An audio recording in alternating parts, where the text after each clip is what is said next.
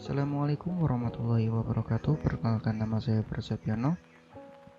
Saya adalah mahasiswa Institut Seni Indonesia Surakarta, jurusan Prodi Film dan Televisi, angkatan tahun 2019 dengan NIM 191481006. Di sini saya ingin mempresentasikan teori encoding dan decoding oleh Stuart Hall untuk memenuhi tugas mata kuliah studi khalayak umum.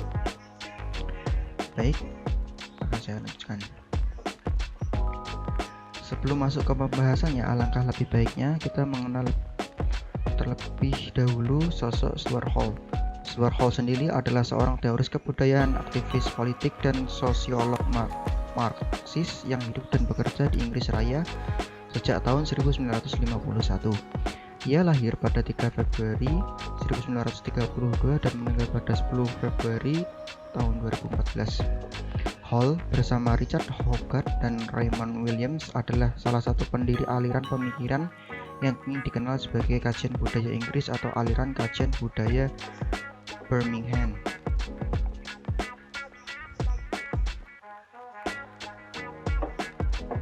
Oke, selanjutnya adalah arti dari encoding dan decoding itu sendiri. Pada teori yang dikemukakan oleh Stuart Hall ini, terdapat dua kata dasar, yakni encoding dan decoding. Simpelnya, encoding adalah proses penyampaian informasi dan decoding adalah proses penerimaan atau proses memahami pada informasi yang disampaikan. Teori decoding dan encoding dan decoding. Menurut pemahaman saya, Stuart Hall ini berpendapat bahwa sebuah penyampaian informasi itu tidak dilakukan secara mentah atau tidak disampaikan dengan apa adanya.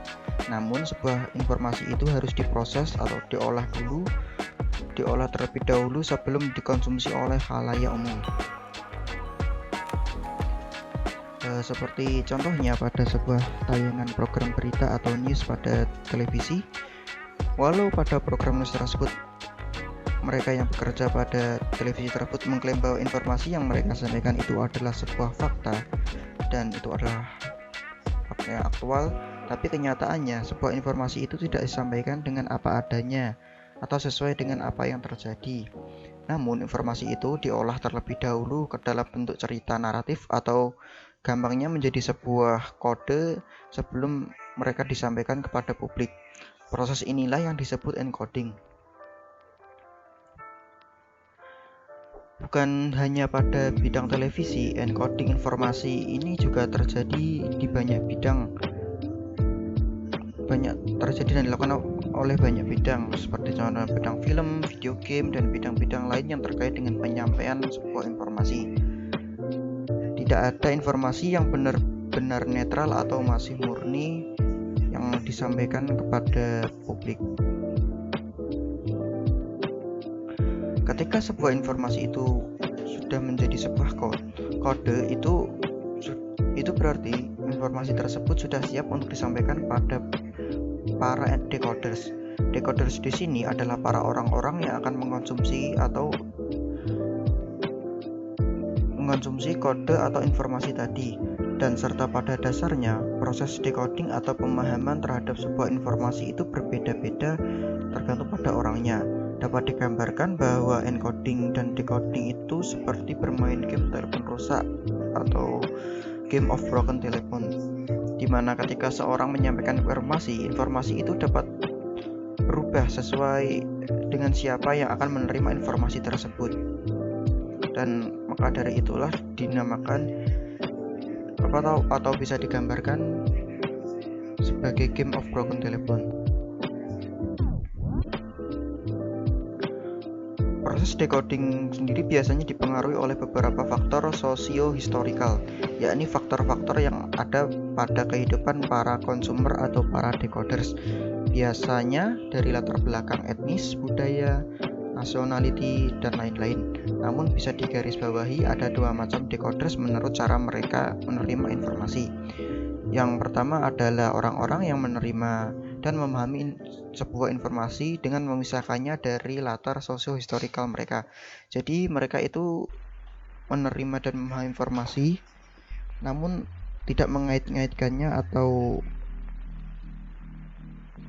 menyambungkannya dengan latar belakang mereka. Dan yang kedua adalah mereka yang menerima dan memahami informasi yang disampaikan oleh para encoder dengan mengaitkannya dengan latar sosio-historikal yang dimilikinya. Baik, setelah semua yang saya sampaikan tadi, saya menarik kesimpulan bahwa baik dari para encoders maupun decoders, sebenarnya mereka itu saling membutuhkan satu sama lain.